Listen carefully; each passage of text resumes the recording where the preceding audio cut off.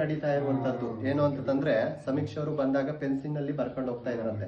Pencil ನಲ್ಲಿ ಬರೆದ್ಬಿಡೋದು, ಹೊರಗಡೆ ಹೋದಾಗ ಅದನ್ನ ನಡೆಸ್ಬಿಟ್ಟು ಹಿಂದೂ ಅಂತ ಬರೆಸ್ಬಿಡೋದು. ಅವರ ಧರ್ಮವನ್ನ ಹೆಚ್ಚಿಸ್ಕೊಳ್ಳೋಕೋಸ್ಕರ ಕುತಂತ್ರಗಳು ನಡೀತಾ ಇದೆ.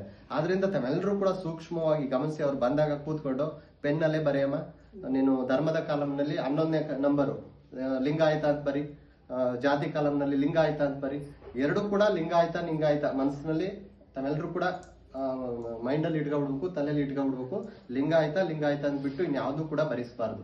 ಯಾಕಂದ್ರೆ ಅಳಿವು ಉಳಿವಿನ ಪ್ರಶ್ನೆ. ಯಾಕಂದ್ರೆ ಮಾನ್ಯತೆ ಪಡ್ಕೊಂಡ್ರೆ ನಮ್ಮ ಸಮಾಜಕ್ಕೆ ಒಳಿತು. ಯಾಕಂದ್ರೆ ಮುಂದಿನ ಪೀಳಿಗೆಗೆ, ನಮ್ಮ ಮಕ್ಕಳಿಗೆ, ಮುಂದಿನ ಪೀಳಿಗೆಗೆ ಭವಿಷ್ಯಕ್ಕೆ ದಾರಿ ಮಾಡ್ಕೊಟ್ಟ ಸರ್ಕಾರ ಸೌಲಭ್ಯಗಳು ಸಿಗ್ತವೆ. ಈಗ ಹೆಂಗೆ ಕ್ರಿಶ್ಚಿಯನ್ಗೆ ಸೌಲಭ್ಯ ಸಿಗ್ತದೆ, ಮುಸ್ಲಿಂನವ್ರಿಗೆ ಸೌಲಭ್ಯ ಸಿಗ್ತದೆ, ಹಂಗೆ ನಮ್ಮ ಲಿಂಗಾಯತ ಧರ್ಮ ಅಂತ ಒಂದು ಮಾನ್ಯತೆ ಆಗ್ಬಿಟ್ರೆ ಮುಂದಿನ ಪೀಳಿಗೆಗೆ ಅನುಕೂಲ ಆಗ್ತದೆ ಅಂತ ಹೇಳ್ತಾ, ತಾವೆಲ್ಲರೂ ಕೂಡ ಸೂಕ್ಷ್ಮವಾಗಿ ಅವ್ರು ಬಂದಾಗ ಲಿಂಗಾಯತ ಅಂತ ಭರಿಸ್ಬೇಕು ಅಂತ ಈ ಮೂಲಕ ಕೇಳ್ಕೊಳ್ತೀನಿ. ಎಲ್ಲರೂ ಕಾರ್ಯಕ್ರಮಕ್ಕೆ ಬಂದು ಹಾಜರಾಗಿ ಯಶಸ್ವಿಗೊಳಿಸಿ ಅಂತ ಈ 2 ಮಾತನ್ನ